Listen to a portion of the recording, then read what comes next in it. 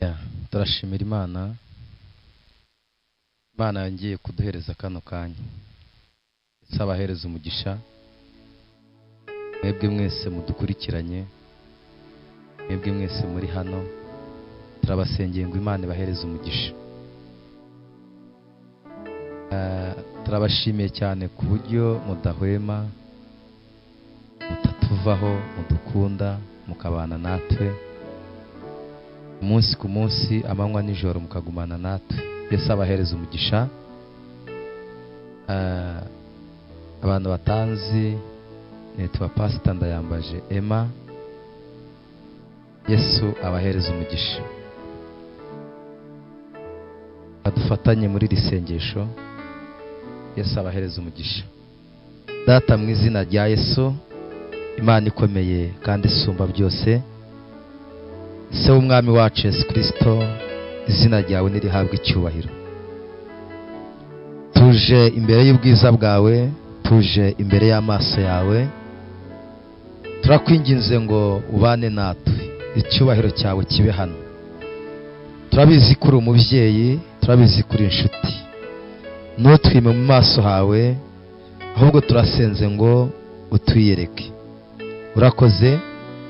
Dusengeye imitima y'ubwoko bwawe, abagiye kumva ijambo ryawe, abagiye kumva ubutumwa bwiza, biciye mu ndirimbo, biciye mu ijambo. Turabasengeye ngo bahabwe umugisha n'Imana. Urakoze Yesu. Amen. Bane baha umugisha. Aturirimba nto kano karirimbo.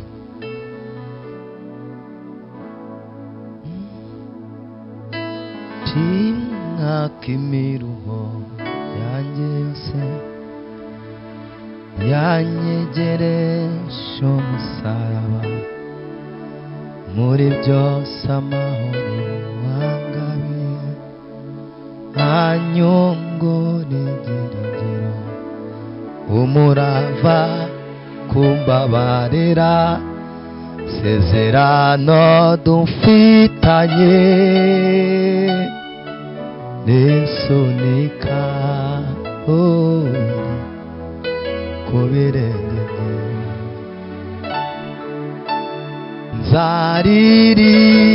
nzaririsha impundu nyinshi, agakiza ke kankuya habi, kundushaho kumwegera, amaso yanjye arahumuka, azirikira ku birenge byiwe, numva amagambo ankomeza, umutima wanyura umutima wanyura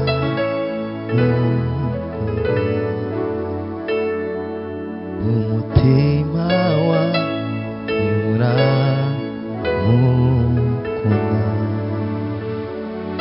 Amen. Yesu abahereza umugisha. Iyi muririmbyi ndamukunda cyane cyane. Renge uvuga ngo hashimwe Yesu. Rero Imana ibahereza umugisha. Umutima wanyura gukunda,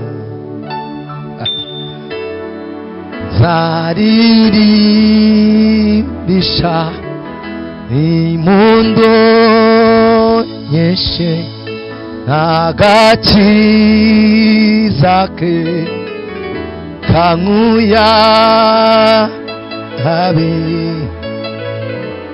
kundushaho kumwegera, amaso yanjye arahumuka, azirikira ku birenge iwe, numva amagambo ankomeza, umutima wanjura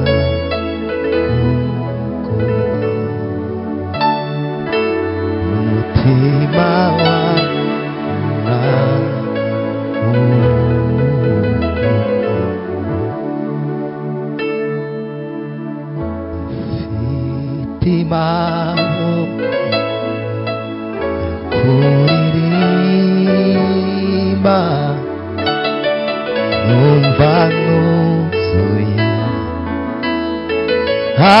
amashimwe nukuru witeka yakoze umurimo yatembesheje amazi meza mu mitima iguye umuma nukuru witeka yakoze umurimo nukuru umutima wanjye urabyemeza wera ni wowe hari impamvu igenera guca bugufi indirimbo zishimwe wankomereje umutima ucitse intege umvishe gusenga ijwi ryanjye nukuri umutima wanjye urabyemeza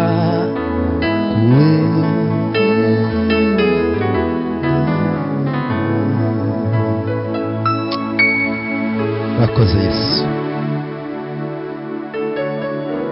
izina ryawe nirihabwa icyubahiro mwami dufite impamvu nyinshi zadutera kugushima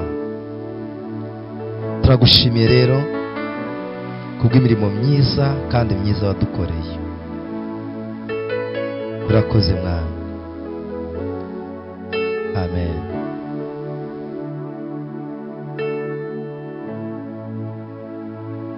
hashimwe Imana umwana wayo Yesu waminduye umwana w'Imana hashimwe Imana n'umwana wayo Yesu waminduye umwana w'Imana ntari uwo gupfa bizibicumuro kubw'amaraso ya Yesu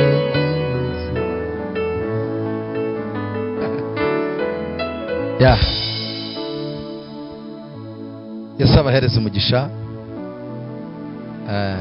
nkunda kuririmba bibohora umutima wanjye abaririmbyi iyo baririmba ndabikunda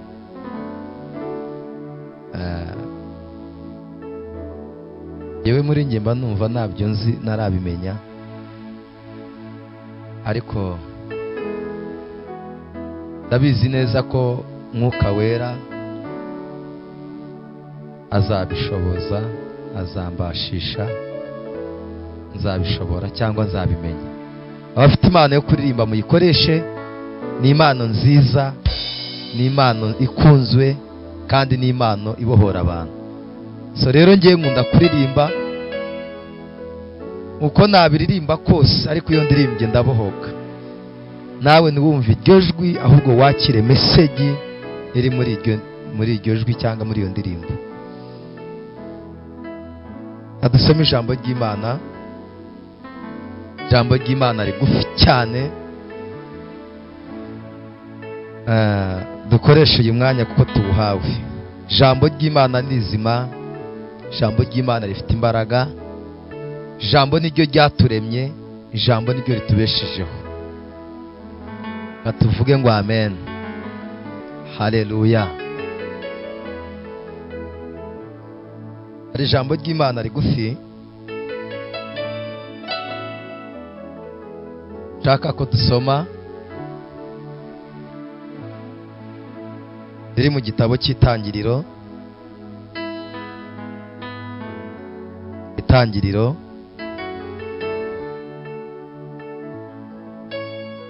ibice byaho ni 8.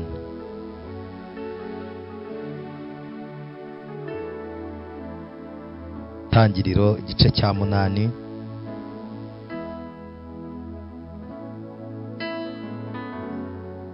Itangiriro ibice 8 n'umurongo wa mbere wonyine. Hariho umutwe w'ijambo uvuga ngo umwuzure urakama, Nowa asohoka mu nkugi.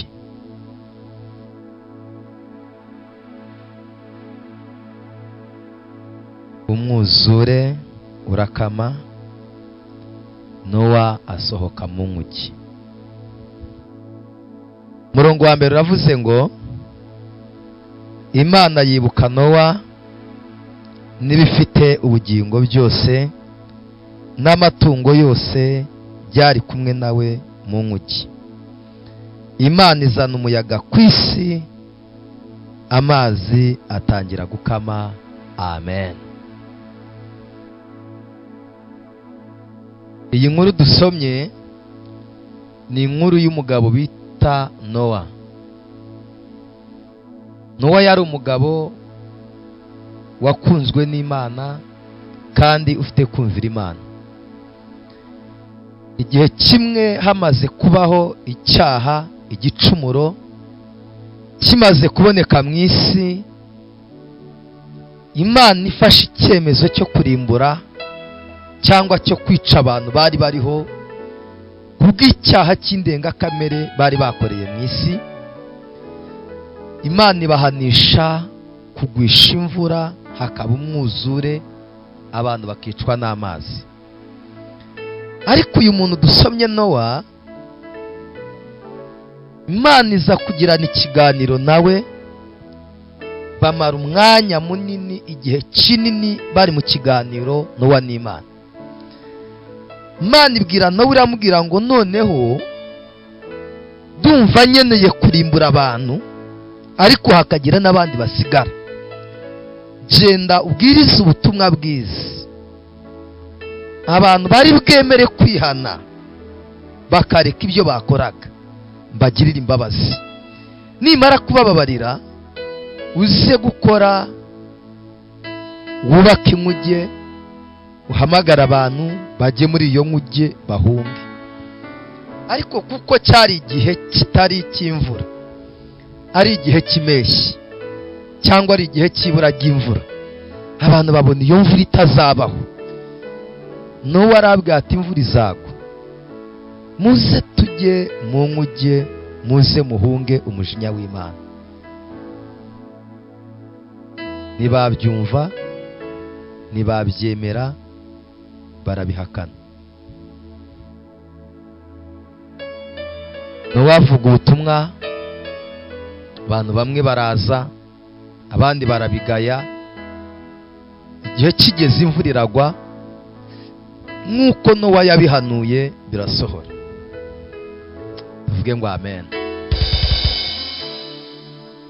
Bibiliya rero atubwiye ngo umwuzure urakama, Nowa asohoka mu nkugi. Iki cyari igihe cy'umwuzure wabayeho, abantu bagapfa, ariko abari bari mu nkuge bari bakirimo.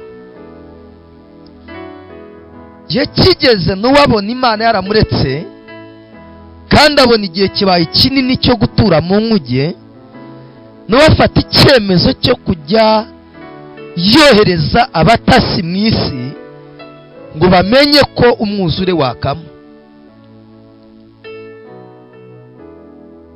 Nowa yohereza igikona kijya gutata amakuru. Kigeze mu isi, gisanga isi yuzuye amazi, hejuru y'amazi hariho intumbi z'abantu n'imirambo. Ibikona byigira kurya inyama, biga intumbi z'abantu, ntibyagarura amakuru. Nowa abura amakuru yuko Imana yakamije umwuzure. Gihe kigeze Nowa yohereza inuma, ubwo ndashaka gucagagura nasoza ikibwiriza kuko iminota ni mikeya. Yohereje inuma arabwira ngo ugende utumenyere amakuru.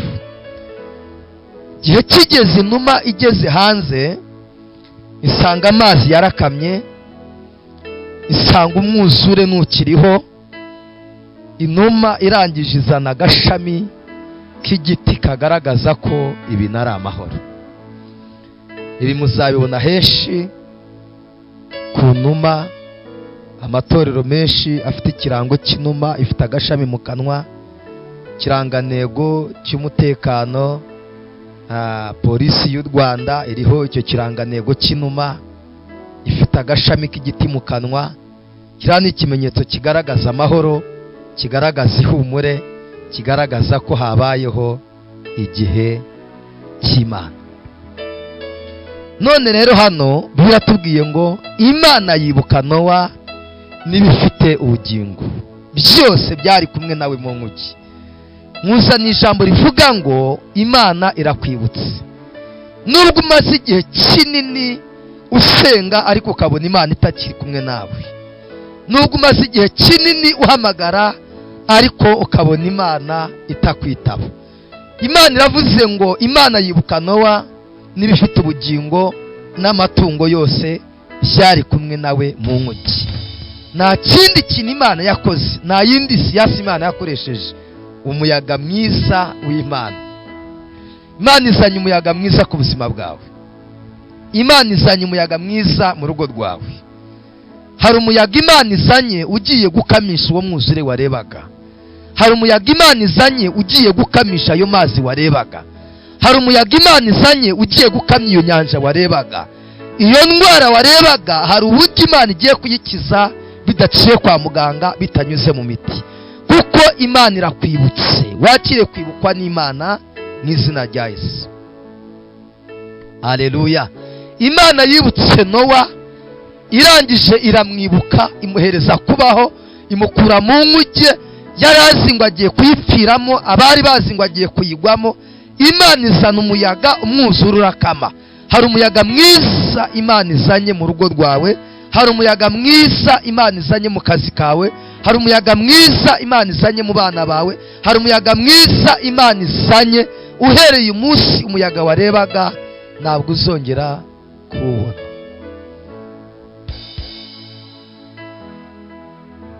Imana izana umuyaga ku isi, amazi atangira gukama.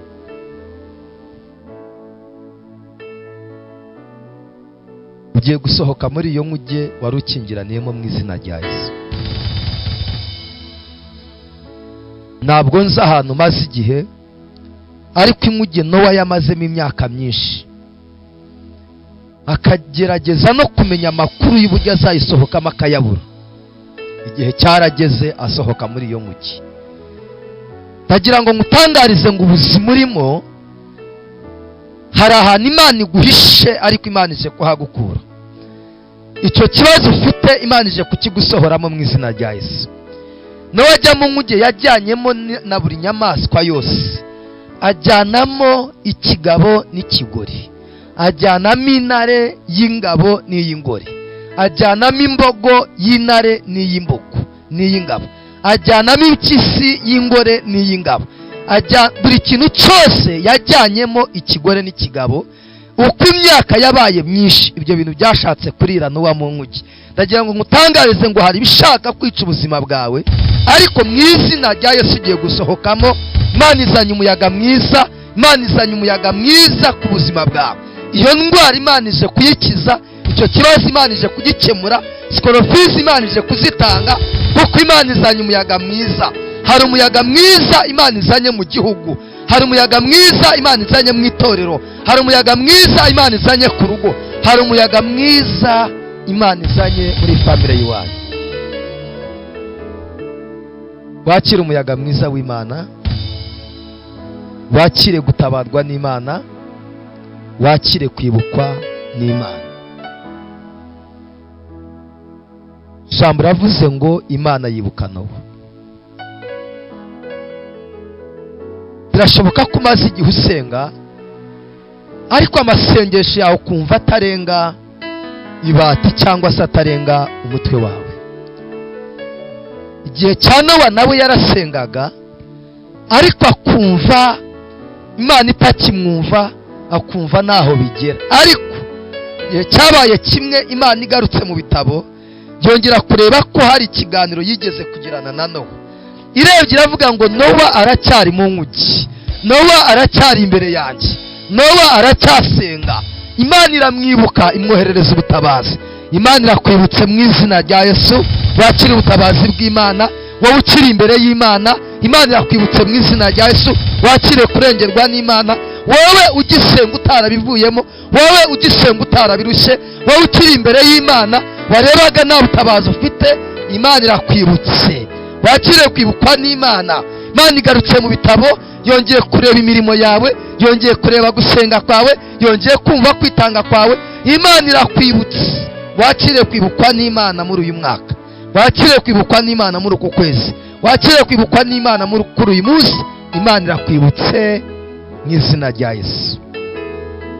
Yesu abahereza umugisha kandi Imana ibagirire neza. Ndahamya neza ko wowe wumvise iri jambo kandi ukaba ugize kwizera, Imana irakwibutse. Kanguhereze iyi message.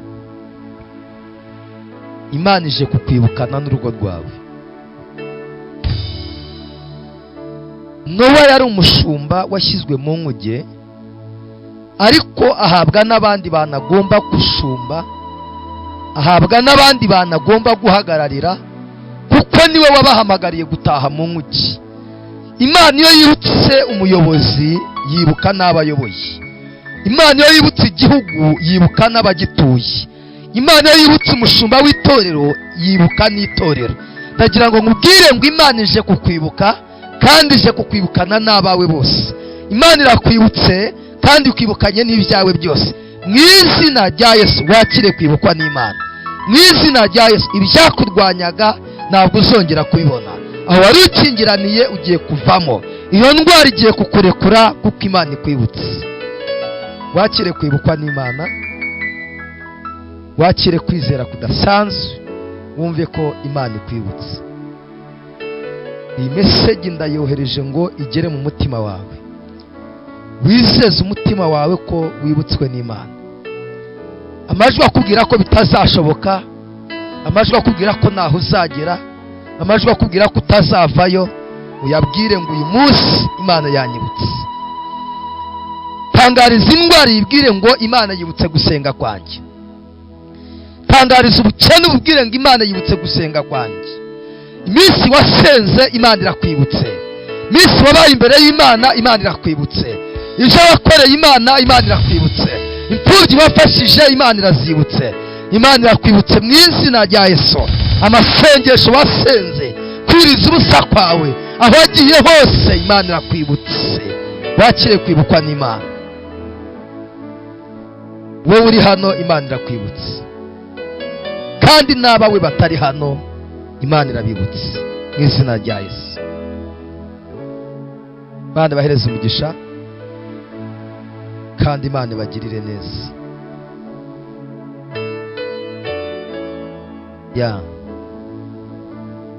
Nababwiye ngo nitwa Pastor Ndayambaje Emma. Turaziranye, turasanganywe. Ahasigaye Yesu abagirire neza. Kadusenge iri sengesho. Mugihe cyo gusenga, amasengesho yacu agera kure cyane, atambuka n'inyenyeri. Umutima w'umuntu ujya imbere y'Imana, ugakoma mu rugi,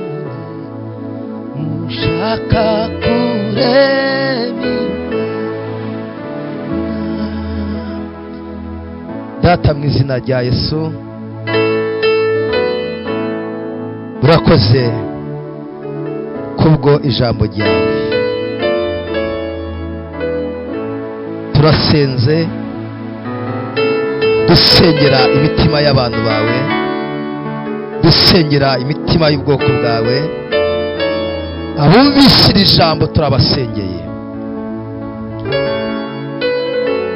Nowa ntiyari azi ko azasohoka mu nkuge, kuko imyaka yari ibaye myinshi cyane.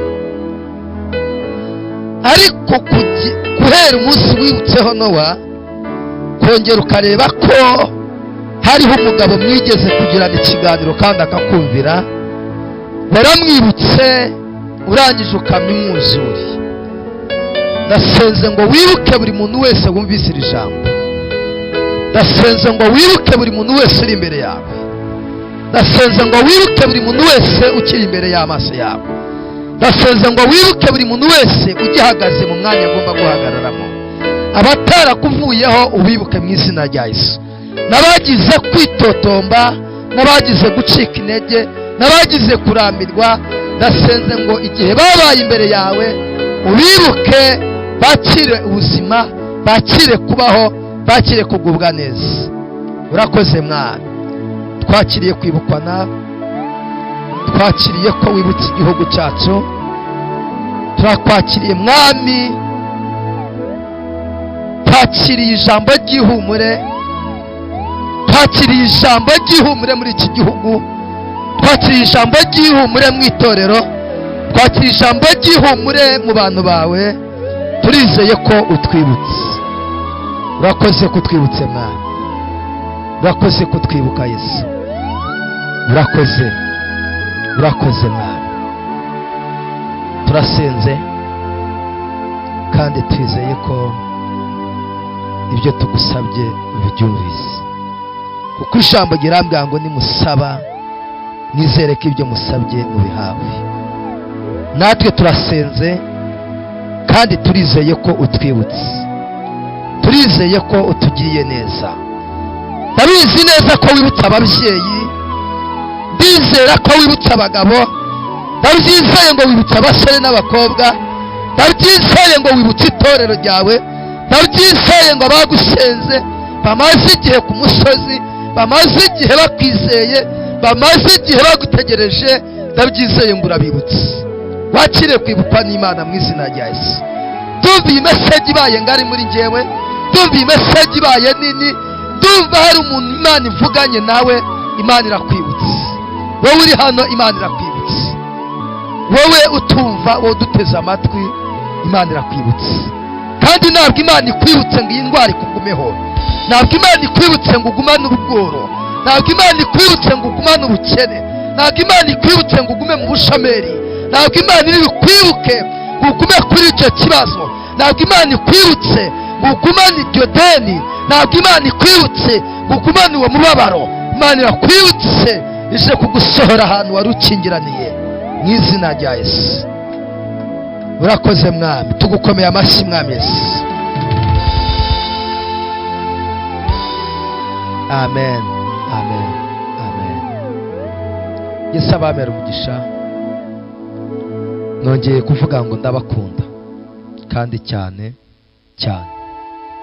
Ndabizi iri jambo ry'Imana rivugiwe ahari ko riragera n'ahandi hantu henshi, cyangwa riragera n'ahandi hantu kure.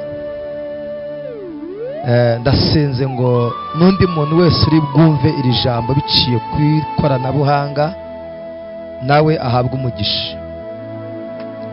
Kandi turabashimiye kubwo gushyigikira ijambo ry'Imana.